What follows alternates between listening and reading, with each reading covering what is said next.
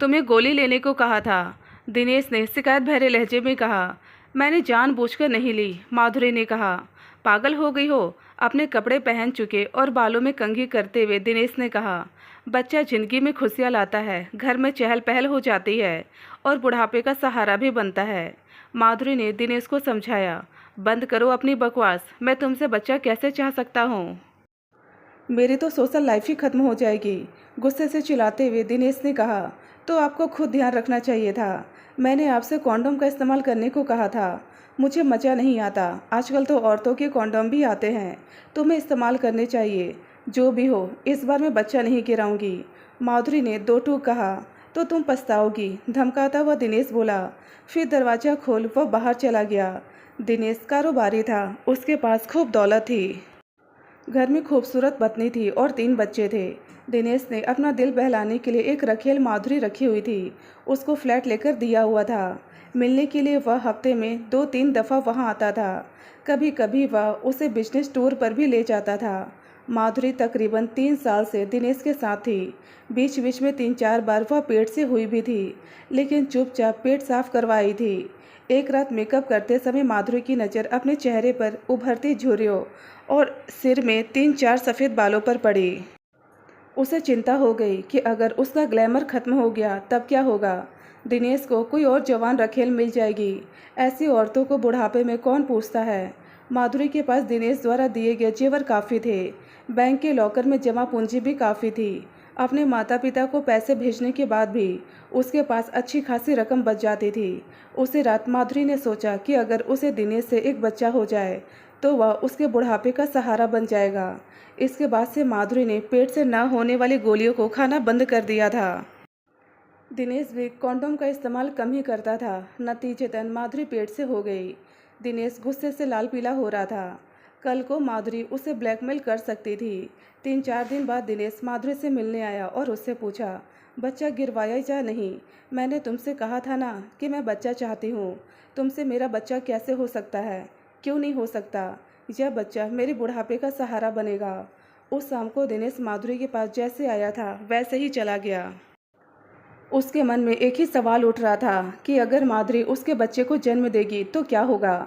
मेरे पेट में पल रहे बच्चे के पीछे आप क्यों पड़े हैं? आप मुझे जवाब दे दे तो कहीं और मैं चली जाती हूँ। अगली बार दिनेश के आने पर माधुरी ने पूछा, बच्चा मुझसे है, नाजायज है। मेरे लिए वह परेशानी खड़ी कर सकता है। क्या परेशानी खड़ी कर सकता है? वह मेरा वारिस बनने का दावा कर सकता है। ऐसा कैसे हो सकता है? मैं बताऊंगी तभी ना। बच्चा कल को पूछ भी तो सकता है कि उसका पिता कौन है। लेकिन मैं एक बच्चा चाहती हूँ।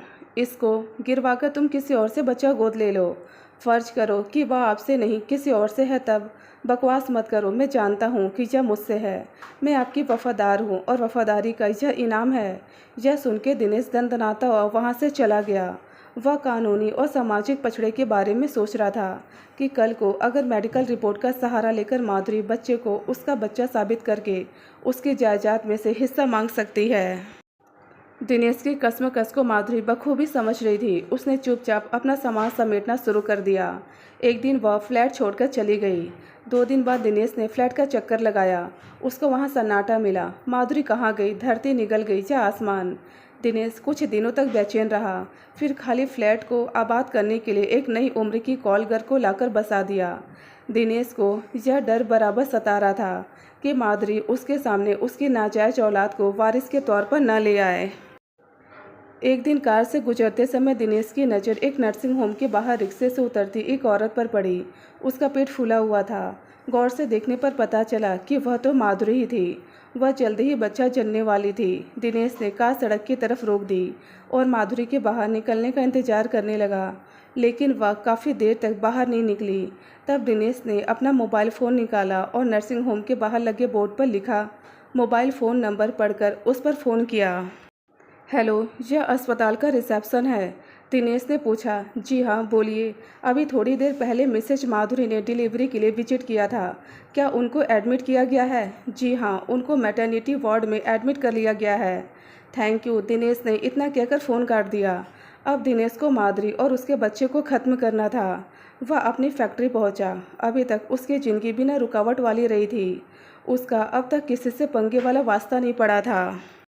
दिनेश की फैक्ट्री का मैनेजर आनंद बड़ा ही धूर्त था। मालिक के कई उलझे मामले उसने सुलझाए थे, लेकिन ऐसा पंगा कभी नहीं निपटाया था। साहब, आपको माधुरी और उसका बच्चा क्या परेशानी दे सकता है? आनंद ने पूछा। कल को वह मेरा वारिस होने का दावा कर सकता है। क्या माधुरी ने कभी ऐसा इरादा जाहिर किया है? नहीं, वह तो कहती है कि बच्चा बुढ़ापे का सहारा बनेगा। वह उस बच्चे को पैदा करना चाहती है, तो इसमें आपको क्या परेशानी है? अरे भाई, कल को वह बच्चा बड़ा होकर मेरे सामने आकर खड़ा हो सकता है। मेरी सोशल लाइफ खराब हो सकती है। वह बच्चा आपसे ही है। क्या यह बात सच है? वह तो यही कहती है। मेरा भी यही विश्वास है कि वह वफादार है। आप क्या चाहते हैं? बच्चे और माँ को ख़त्म करना है, खासकर बच्चे को। ऐसा काम मैंने कभी नहीं किया, फिर भी देखता हूँ कि क्या हो सकता है, आनंद ने कहा। आनंद माधुरी को पहचानता था। वह नर्सिंग होम पहुँचा। जच्चा बच्चा वार्ड में माधुरी एक बिस्तर पर लेटी थी। एक रिश्तेदार को देखना है, 1 मिनट के लिए अंदर जाने दे, आनंद ने वार्ड के बाहर बैठी एक औरत से कहा। इजाज़त मिलने के बाद वह अंदर गया और कुछ ही पलों में लौट आया। सुरेश और आनंद सुपारी किलर थे। उन्हें माधुरी को ख़त्म करने की सुपारी दी गई थी। वे दोनों एक कार में बैठकर बारी बारी से नर्सिंग होम की निगरानी करने लगे थे। आप यहाँ अकेली आई हैं? आपके साथ कोई नहीं है? लेडी डॉक्टर ने मुआयना करने के बाद माधुरी से पूछा। जी, मेरी मजबूरी है। इस पर लेडी डॉक्टर समझ गई। माधुरी कुंवारी मां बनने वाली थी। ऐसे मामले नर्सिंग होम में आते रहते थे, लेकिन कानूनी औपचारिकता अपनी जगह थी। इलाज, डिलीवरी या ऑपरेशन के दौरान मरीज की मौत हो सकती थी, इसलिए किसी जिम्मेदार आदमी के फॉर्म पर दस्तखत कराना जरूरी था। आपकी जिम्मेदारी के फॉर्म पर दस्तखत कौन करेगा? मैं खुद ही करूँगी। ऐसा नहीं हो सकता। तभी माधुरी को दर्द शुरू हो गया। चंद मिनटों के बाद उसने एक खूबसूरत बच्चे को जन्म दिया। सारी औपचारिकताएं धरी की धरी रह गई। 4 दिन बाद माधुरी को छुट्टी मिल गई। बच्चे को गोद में उठाया वह नर्सिंग होम से बाहर आई। ऑटो रिक्शे में बैठी। उसके पीछे किराए के हत्यादारों की कार लग गई। इंस्पेक्टर राकेश लोकल थाने के एसएचओ थे। वे चुस्त और मुस्तैद पुलिस अफसर थे। दोपहर का खाना खाने के बाद वे राजू पनवाड़ी के जहाँ पान खाते थे। इस बहाने से वे इलाके का दौरा भी कर लेते थे। नर्सिंग होम से ऑटो रिक्शे में बैठी माधुरी के पीछे किराए के हत्यादारों की कार लगी थी। उनकी यह हरकत जीप पर सवार एसएचओ राकेश की निगाह में आ गई। उनके एक इशारे पर ड्राइवर ने जीप कार के पीछे लगा दी।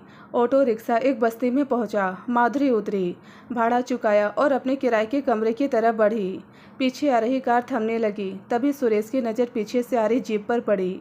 आनंद, कार मत रोकना, पीछे एसएचओ आ रहा है, सुरेश ने कहा। तो आनंद ने कार की रफ्तार बढ़ा दी।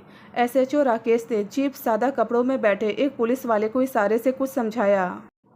वह पुलिस वाला माधुरी की निगरानी करने लगा। कार का नंबर नोट कर राकेश ने पुलिस कंट्रोल रूम को भेज दिया। चंद मिनटों में शहर के खास इलाकों में तैनात पुलिस की गाड़ियों को उस कार के बारे में हिदायतें मिल गई। एक चौराहा पार करते समय एक कार उस कार के पीछे लग गई। उस कार में सादा ड्रेस में मुखबिर थे। एसएचओ राकेश थाने पहुंचे। थोड़ी देर में उनका मोबाइल फ़ोन बजा। सर, उस कार में 2 लोग हैं जो अपराधी नहीं दिख रहे हैं। मुखबिर ने खबर दी। ठीक है, तुम उन पर निगाह रखो। इंस्पेक्टर राकेश बोले। थोड़ी देर बाद एक बस्ती में तैनात मुखबिर का फ़ोन आया। साहब, खतरा है। क्या खतरा है? जान जाने का। और क्या खतरा हो सकता है? तो उन मवालियों को पहचानता है क्या? नहीं, पर मेरा अंदाज़ा है कि इस इलाके का खबरिया राम से भी नहीं पहचानता होगा। तब हम क्या करें? इस बाई की हिफाजत और निगरानी। खतरे की वजह इसका बच्चा। क्या? तेरी इसका क्या का जवाब फ़िलहाल मेरे पास नहीं है। माधुरी नहीं जानती थी कि वह पुलिस के जासूसों की नज़र में आ चुकी है। सेठ के मासूका और उसके बच्चे के ठिकाने का पता हमने लगा लिया है। जल्दी ही वे दोनों को मार देंगे, दिनेश के मैनेजर आनंद को सुपारी लेने वाले ने बताया। ठीक है, मेरा और सेठ का नाम नहीं आना चाहिए, आनंद ने कहा। आप तसल्ली रखें। बच्चे के जन्म के बाद माधुरी ने अपनी एक सहेली शीला को फ़ोन किया, जो उसके बारे में सब कुछ जानती थी। अरे, तेरे और तेरे बच्चे को मरवाने का ठेका दिया है सेठ ने, उसकी सहेली शीला ने बताया। उसको कैसे पता चला? वह तेरे पीछे शुरू से ही लगा है। तुझे किसने बताया? तेरी जगह फ्लैट में आए उस लड़की ने। अब मैं क्या करूं? माधुरी ने पूछा। अपना ठिकाना बदल ले। ठीक है, माधुरी बोली। दोनों सुपारी किलर सुरेश और आनंद आपस में सलाह कर रहे थे। बाई इस बस्ती में है, कल उसका घर ढूंढकर उसे खत्म कर देते हैं। सुरेश ने कहा। सुबह माधुरी बच्चे को कुनकुने पानी से नहलाकर साफ कपड़े में लपेट चुकी थी। वह सोच रही थी कि कहाँ जाए, तभी उसको अपनी पुरानी सहेली ललिता का ध्यान आया।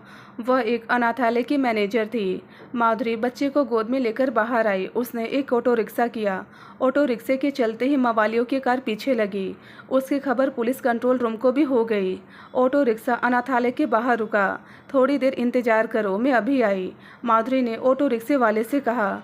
माधुरी को देखते ही ललिता बाई मुस्कुराई। अरे माधुरी, तुम यहाँ कैसे आई?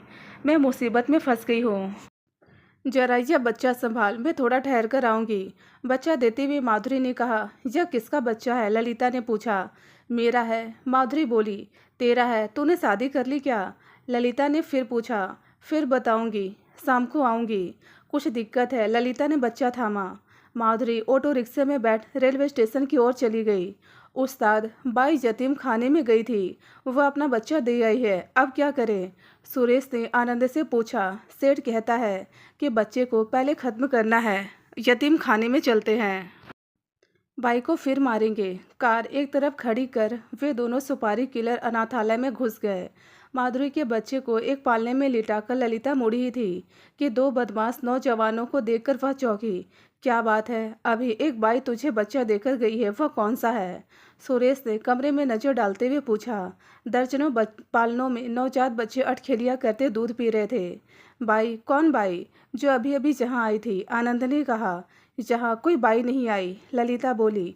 सीधी तरह मान जा, बताओ वह बच्चा कौन सा है? आनंद ने चाकू निकालते हुए कहा। तभी अनाथालय के दरवाजे पर एसएचओ राकेश ने कदम रखा। ललिता पुलिस को देखते ही चीखी। इंस्पेक्टर साहब, चोर बदमाश! सिपाहियों ने घेरा डालकर दोनों बदमाशों को पकड़ लिया। थाने में उन्होंने सब सच सच उगल दिया। मैनेजर आनंद के काबू में आते ही सेठ दिनेश भी टूट गया। आप या तो बच्चे और उसकी मां को अपना ले, अन्यथा 10 साल की सजा भुगते। बच्चा आपका वारिस भी माना जाएगा। इंस्पेक्टर राकेश ने समझाते हुए कहा। मरता क्या न करता। सेठ दिनेश ने माधुरी को अपनी पत्नी और बच्चे को वारिस मान लिया। उसे अपनी करनी का फल मिल चुका था।